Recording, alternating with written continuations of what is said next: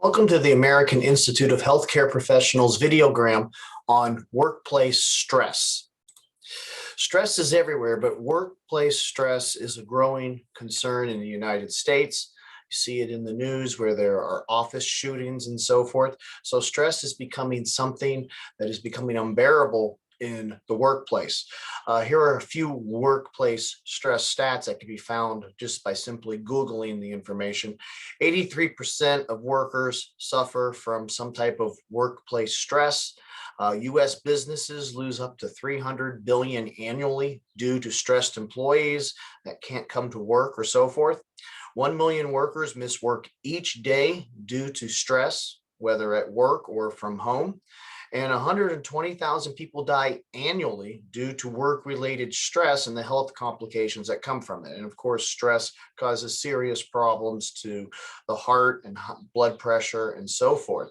So these are things to really consider in the business world. And the business world is taking note of this stress problem that is becoming a pandemic by trying to reduce stress through better methods, which we will discuss later in the video.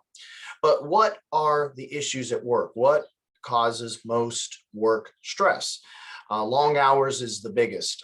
In Japan, many individuals don't live very long lives who dedicate their whole life to the corporation and that mantra of honor, to work yourself almost literally to death. So long hours, unfair wages, deadlines. Many individuals are bombarded with this deadline or that deadline in an office, and it consumes them even on their drive home, even in their wee hours of the night when they're trying to actually get some sleep. Lack of training to do a particular job is a stress. Not enough time to do a task. For management itself, micromanagement, or the opposite, no management can cause a lot of stress. Some jobs have no advancement. They're dead-end jobs. Other ones have lack of a challenge. The individual becomes bored at work and doesn't see any benefit in the future to the job they're doing or any benefit to society itself. Some workers are stressed because anything they say, especially maybe in a factory, how something can be done more productively, their input is completely disregarded. Hostile work environments with dangers on the floor, or hostile in terms of who you're working with and so forth. And of course, intense labor itself can be very stressful, and that can be intense on the mind or also intense on the body. So if you accumulate all of this together, someone is probably stressed somehow, some way, from something on this list at where they work, and how you cope and how you handle it is key. Personality conflicts, though, are one of the biggest problems in any office, whether with the manager or with a coworker. In stress management, we look at type A personality versus type B personality. You have type A individuals who are more obsessive compulsive in what they do.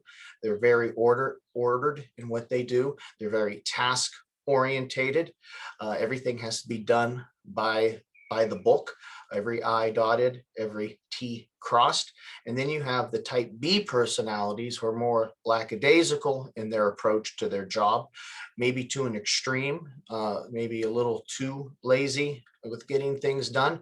Maybe they're a little bit sloppier and more relaxed and so forth. You can also have jobs that are more type A in terms of order, and some jobs that are more relaxed, type B. So if you start to interconnect type A at an extreme level or a moderate level with type B at an extreme level or a moderate level, you can start to see how conflicts can come up within teams themselves and how things are accomplished or not done.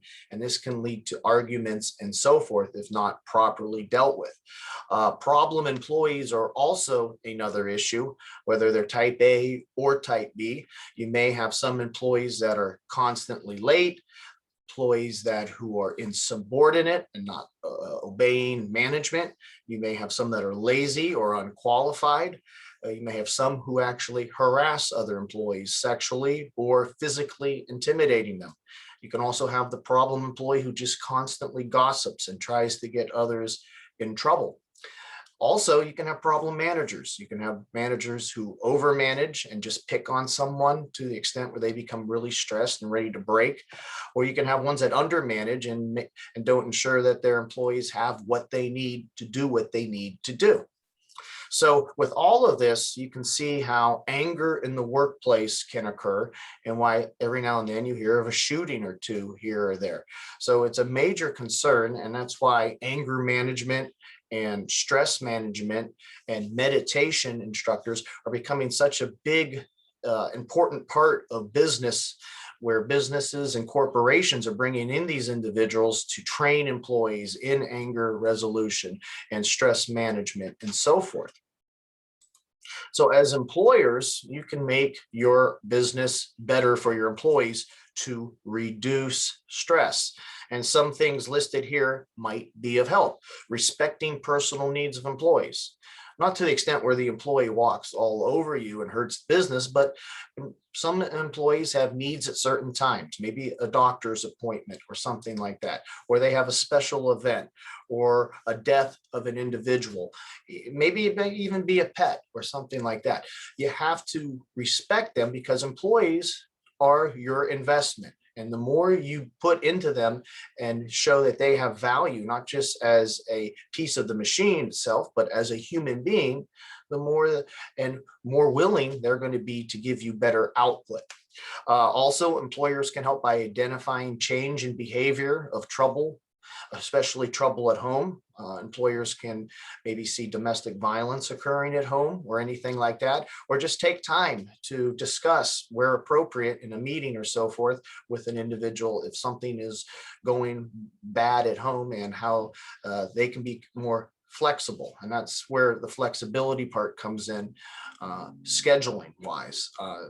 Those with more flexible schedules and the ability to make up hours here or there if appropriate is a great benefit and can reduce stress. We mentioned numerous times before how stress can occur for employees who don't have adequate training or the supplies to carry out a task. Being a manager and an employer, it's important to ensure that your employees have what they need. Also, in terms of giving deadlines, sometimes situations arise where you can't help it, but if we can give employees a deadline well in advance with the fair amount of time to complete it, that will reduce their stress. Also, employers and managers need to be better with leadership and communication. That means in meetings and so forth, clearly illustrating goals, how to accomplish those goals, and what is expected of the employee during that phase. Also, valuing their input during these meetings, making them feel like they're part of the team as much as you are, and so forth. Equal treatment of employees is listed as well. If one gets preferred treatment, gets a day off, one gets lunch and gets to take 15 minutes extra and the others don't, this is going to cause stress and this is going to cause problems in the workplace. The final one I list here is important because it's meditation. A lot of corporations and businesses are hiring meditation instructors to come in and to teach meditation, and they actually encourage it during a 15-minute break to meditate, to clear the mind, to think more clearly, and to be more productive in that. If you would like to learn more about AIHCP's stress management certification, you can so at the link above. That link has the course program and the courses that are to be taken to earn the 4-year certification that is offered by AIHCP. There's also a request for information link there as well for those interested. If you'd like to contact us directly, our phone is 330-652-7776. Again, that's 330-652-7776. And our email is info@aihcp.org. Again, that's info@aihcp.org. Stress management is an important thing in life, but it's especially important in the workplace. The workplace is where things need to get done. People need to be productive. And unfortunately, there's a human element. And as employers, we have to be cognizant of that human element, and we have to reduce stress in order for the business to be successful. And that's what stress management in the workplace is all about. Thank you for listening and have a great day.